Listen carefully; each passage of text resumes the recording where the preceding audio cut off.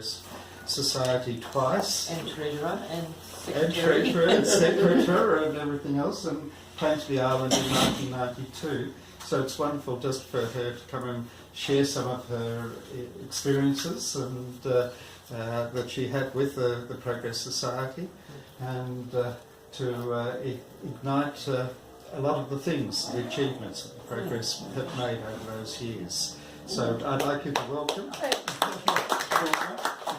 share that with us, her experiences with us. Thanks, Norma.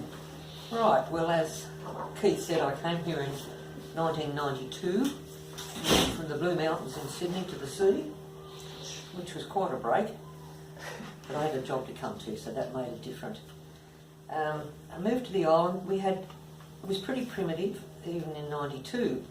There were only ferries morning and afternoon from memory, and you must forgive me, I think I'm drinking too much red wine. My memories, particularly, is going out the window. And if you need to correct me, do so. Or if you've got something that you want to add on to what I say, please do so. Okay, so 1992 I hit the place. Tagaruba Street was only tarred up just past the resort, and Elizabeth Street up to the top of the hill. There were no other concrete or tarred roads on the island then. And we started agitating that the Progress Association, the whole crops were very heavily involved. And I started off as a member, and then of course no one wanted to be on the committee, so you know how it goes. You put your hand up. And we achieved quite a few things. Got the road started up, got the footpath put through down to Morwong. And then the council decided that the dump that was, which is where the Laurie Burns Oval is now, was just a series of trenches that you chucked your stuff in, like your tyres and whatever. Anyway, in their wisdom, they decided they'd do the oval, which they did. And it took a party of us, about 10, 15 of us, about a month, 6 weeks perhaps, to pick all the glass, bits of metal, bits of fibro, timber splinters out of the grass on the oval so that children could play on it, because it was definitely unplayable at that stage. So then it passed over to the Laurie Burns Oval, which you probably know the story of. Then we had, now as I say, I'm lost on the timeline here. I know Margaret Anderson probably punched me one for this, but we did have people in Aminya Gardens, and it was a wonderful venue for dinner, particularly Friday nights. There were T-bone steaks on for $12. And then a gentleman that owned a string of pubs down the Gold Coast bought it and installed his wife, who didn't have a clue how to run it. And was she Leslie? I don't know what her name was, I can't even remember his name. And then he decided in his wisdom that we would have a bottle shop open daily up until midnight, selling alcohol. So Progress and quite a number of people on the island got together, and we fought it. We said no, we don't think. We were all used to bringing our bottles over from overseas, and we didn't know what type of person would be coming and perhaps getting drunk and staying. We didn't know, so we fought it and stopped it. Then the bicentennial was coming soon. We used to have Oktoberfests. We had quite a number of those. We had a lot of home brewers on the island, and the brewers from the other islands would enter their entries, and we had out here, and we had prizes galore. And then later on, the ruffians started coming over from overseas and making nuisance of themselves, and a couple of years we had fist fights amongst the young people, so we decided to disband it. It's a shame that things go that way, but sometimes they do. Unfortunately, John Marnie has got the trophy, which is about this big, and will not give it back. I feel like going and breaking a window and pitching it, actually. That was that side of things. Then Bruce, my husband,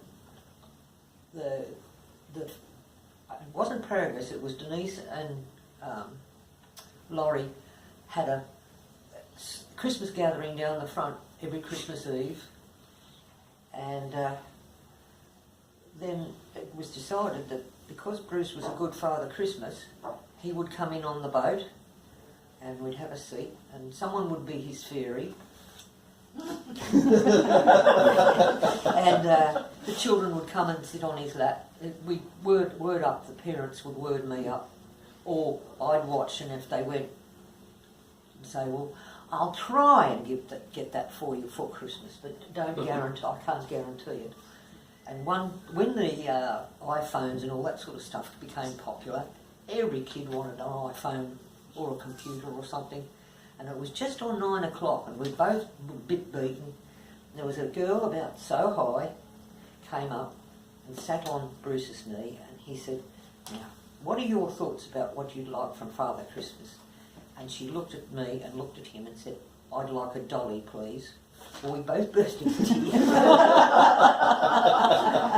and Mum went, yeah, I'd like a dolly. I've never forgotten that because it was just after all these phones and computers and stuff, and it was the first person that asked for something that was traditional.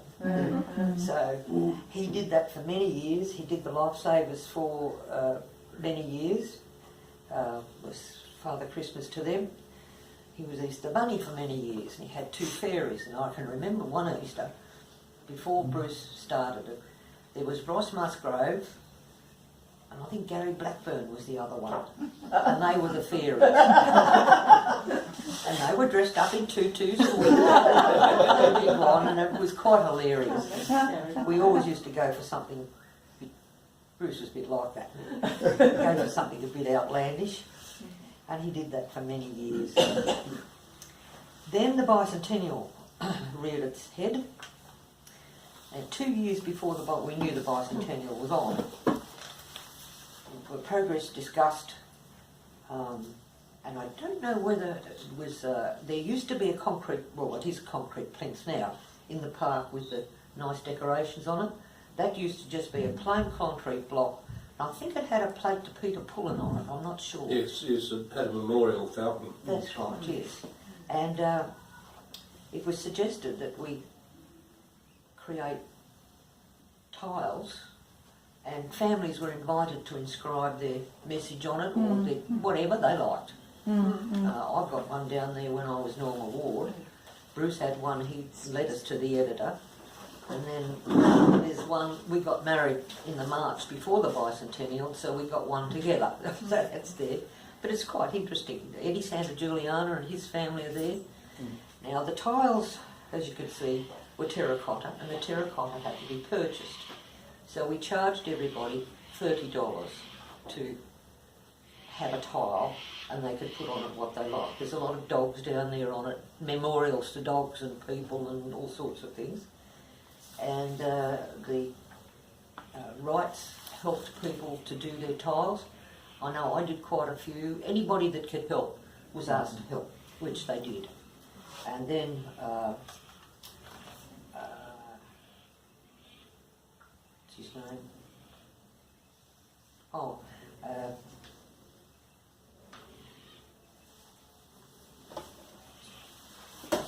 what was Sam Chivers? He was a tiler, and with the help of the rights, they placed the tiles so that they were even and sort of swept around and didn't sort of have all one and then a whole lot of spaces. There are spaces, but we actually, when they were being laid, someone came up to us and said, oh, can I do this? I said, we've had 2 years, love. And we used to advertise it, you know, it wasn't some secret thing. So that was laid, and that was opened by the mayor, Mrs. Santa Juliana actually. They had a cottage here, and so they used to come over quite often. And when we'd have Progress dances and balls and things, they'd come over and join in. The boys liked doing the chicken dance, you know, that was their favourite. And that was opened by him. However, before that, there was a lot of consultation. Margaret Anderson, God bless her cotton socks, was very up in the entertainment world, so that she knew bands, singers, all that sort of stuff, where to hire. And we got a grant from, and I had to go into these dreadful meetings in town with the whole, because it didn't just involve Coochie, it was the whole of the Redcliffe area where Flinders had landed or sighted. The whole area was at this meeting. There must have been about 40, 50 people. John Fern was there. And we got a grant of $20,000. And I'm not sure whether that was from the government through the council or just the council. I can't remember. No doubt it's in minutes there somewhere. And it rained the whole week before, and you looked after. Where did the boat come from? Did the TS Norfolk donate that, or? It did later. Later. The boat was always there. It had been donated by the guides, I think. Yes, that's right. And then it started to leak, and then one Flinders reenactment had sunk. What happened about your Flinders? Fortunately, it sunk in shallow water. And, He stepped out. And then it just stayed upside down in the Moreton Bay Boat Club for years. Yeah, that's right. And then T.S. Norfolk donated it to the island, and then through Heritage we got it redone. Yes, and so that was that. Then we had to organise acts. We had a huge tent, you know those big open archway tents, big, the monster of a thing down there. And we had a band up one end, and we had tables and chairs and food up the other end. It rained most of the week, and Ben Cuthbertson was coming up with his boat, the replica of the Norfolk. It wasn't a Norfolk, wasn't it? Yep. Yeah. Yep. See, this is what goes when you get old. And it rained on and off, didn't it, the week before? And we thought, oh no. And we had security on the night before, because the tent had to be put up the day before, of course. And we had Bruce's sons and grandsons and whatnot, a few people, to be security for the night, so that there was no vandalism or silly business going on down the front. And the sun shone in the morning, and it was a magnificent day. And we had Progress had core flutes made of various clues about Matthew Flinders, and we placed those all the way around to Flinders Rock, which also, when was that? Was that 77. Yeah, that was had a plaque put on it, wasn't it? Yeah. That wasn't put on till later, wasn't it? The plaque, I think, is dated 77. Yeah. I don't know when it was put on, but the reenactments didn't start till about 5 years after that. You see, this is how handy people are. And so that's where we had those placed around. I don't know where they are. Where they start on top. No, we've got a couple still. Oh, have we? Oh, good, because they do fall to bits. I understand that. So the day went off, and it was a big success. We had a big lunch at the resort because we had people come over from Stradbroke, Auntie Margaret, and all that crowd came over, and people from different islands came, and we had this huge lunch at the resort, which was then had a good kitchen, and then in the evening, Margaret and the Santa Julianas and I went to the resort and had a few drinks, finished the day off.